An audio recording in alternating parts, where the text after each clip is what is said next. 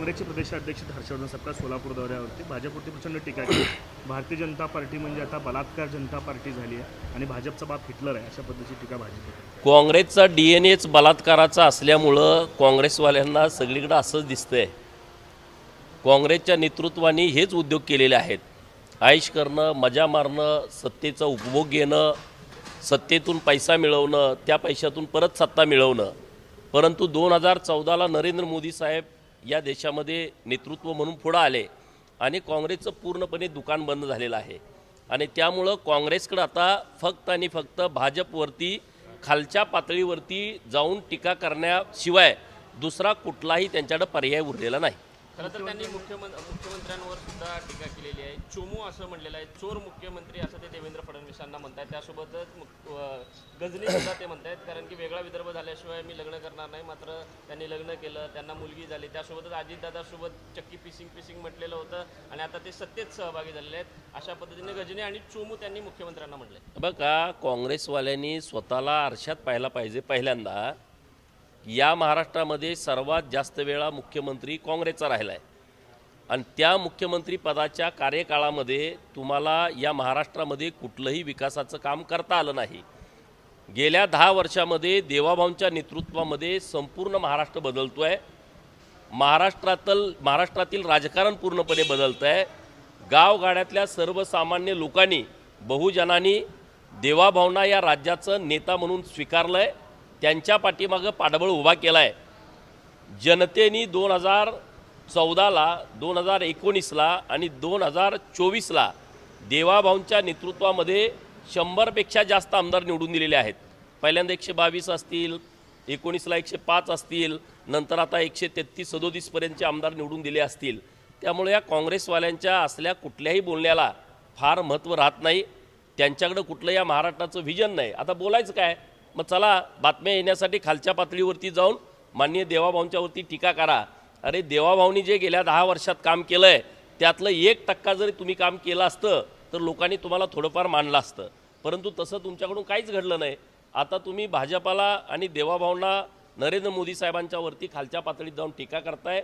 लोक तुम्हाला 15 तारखेला मतदानातून उत्तर देतील। काल ठाकरे बंधूंची भव्य दिव्य सभा झाली, त्यामध्ये पुन्हा एकदा राज ठाकरेंनी लावरे तो व्हिडिओच्या माध्यमातून महाराष्ट्र कशा पद्धतीनं अंबानींच्या गोठ्याला बांधला चालला हे दाखवलं। कारण 2014च्या अगोदरची परिस्थिती आणि माननीय मुख्यमंत्री महोदयांनी यावरती काल सविस्तरपणे उत्तर दिलं आहे आणि त्यामुळं ज्यांनी कुणी हे व्हिडिओ दाखवले त्यांनी ते सविस्तर उत्तर माननीय मुख्यमंत्री महोदयांनी दिलेलं बघावं। असदुद्दीन ओवैसींच्या 2 सभा सोलापूरमध्ये झाल्या। त्यांचं असं म्हणणं आहे की हिजाबवाली पंतप्रधान आपल्याला देशामध्ये पाहायला मिळेल, काय उत्तर असणार आहे? भारतातील हिंदू लोकांनी या सगळ्या बाबीचा विचार करण्याची आवश्यकता आहे। या देशामध्ये ज्या पद्धतीनं लोकसंख्या वाढती आहे आणि हम दो हमारे दो मुळं हिंदूंची संख्या घटते आहे, तर त्यांनी जी भूमिका मांडली आहे त्याच्यावरती या देशातल्या हिंदूंनी विचार करावा।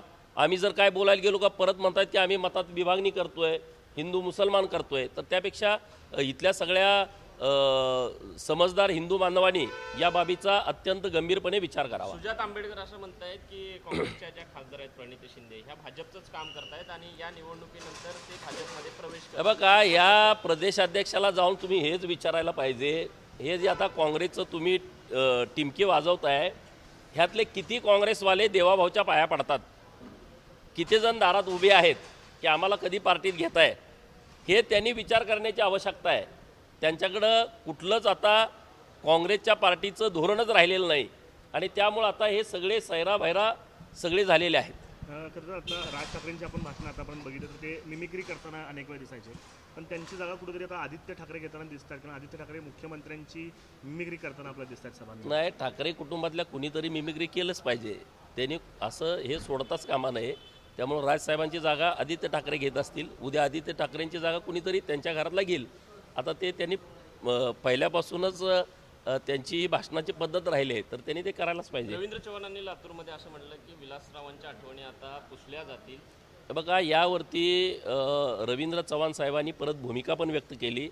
दुसऱ्या दिवशी माननीय देवाभाऊंची लातूरमध्ये सभा झालेली आहे आणि विलासराव देशमुख साहेबांचं काम महाराष्ट्रामध्ये मोठ्या प्रमाणात त्यांच्या काळामध्ये झालेलं आहे आणि त्याच्या बाबतीमध्ये माननीय मुख्यमंत्री महोदय पण बोललेले आहेत, भाजपचे आमचे सगळे वरिष्ठ नेते बोललेले आहेत।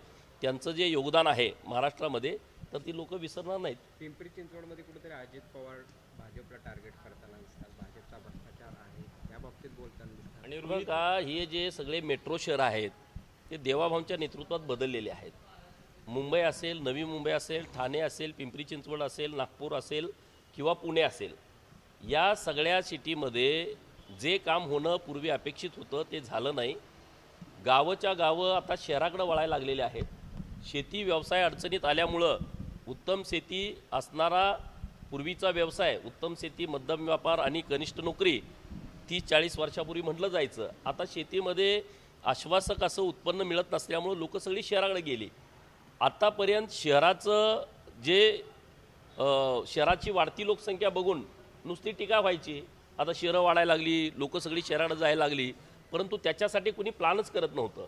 नरेंद्र मोदी साहेब जेव्हा केंद्रात आले तेव्हा त्यांनी या शहरीकरणाच्यासाठी एक विकासाचं धोरण राबवलं आणि त्यामधून महाराष्ट्राला नरेंद्र मोदी साहेब आणि देवाभाऊंच्या नेतृत्वात 50,000 कोटी रुपयाचा निधी मिळाला. 50,000 कोटीमधले हजारो कोटी रुपये पिंपरी चिंचवडला गेलेले आहेत आणि त्यामुळं मोठ्या प्रमाणात पिंपरी चिंचवडचा विकास होतोय. तिथला रेड झोनचा विषय असेल तो आता अंतिम टप्प्यात आणला आहे.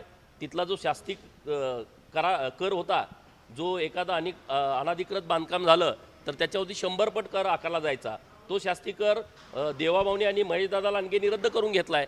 लोकांना खूप मोठ्या प्रमाणात त्याचा फायदा झालेला आहे. असे अनेक विषय तिथले मार्गी लागलेले आहेत. मोठं इंडस्ट्रीयल हब असल्यामुळं मला वाटतं राष्ट्रवादीचा इंटरेस्ट त्या महानगरपालिकेमध्ये जास्त आहे. राज्यामध्ये 29 महानगरपालिकेच्या निवडणुका आहेत, परंतु राष्ट्रवादीच्या वतीनं फक्त आणि फक्त पिंपरी चिंचवडला टार्गेट केलं जात आहे. सगळे नेते तिथं जात आहेत, सगळे नेते महेशदादांच्यावरती भाजपवरती बोलत आहेत. तर मग कशासाठी?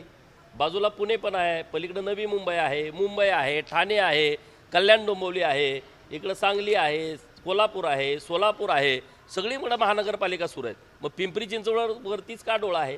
तिथल्या लोकांना माहिती आहे आणि मला वाटतं तिथं सर्वात जास्त भाजपाचे उमेदवार निवडून येणार आहेत. एक हाती सत्ता भाजपची तिथं येणार आहे. रोहित पवार हे अजितदादांना रॉकी बाय म्हणतायत KGF चित्रपटातला. चला आता त्याच्यावरती जास्त बोलायला नको. तरी नाही ते आता तुम्हाला वाटतं का रॉकी बाय आहेत? नाही मला काहीच वाटत नाही. तुम्हाला माहितीच आहे मला काय वाटतं. हां, लाडक्या बहिणींसाठी आपण पैसे देण्याचा निर्णय घेतलेला होता, मात्र आता काँग्रेसने त्याच्यावरती हरकत घेतलेली आहे. काँग्रेसचं असं म्हणणं आहे आचारसंहितेचा भंग आहे, ही लाच दाखवणं आहे. हे बघा, हे पहिल्यापासूनच लाडक्या बहिणींच्या विरोधामध्ये आहेत.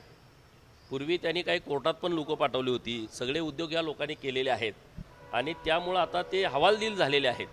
लाडक्या बहिणींचं प्रचंड समर्थन, प्रचंड आशीर्वाद हा त्यांचा लाडका भाऊ देवाभाऊंना आहे आणि त्यामुळे आता काँग्रेसवाले काही ना काही उद्योग करायचं बघतायत, पण त्यातून त्यांना काही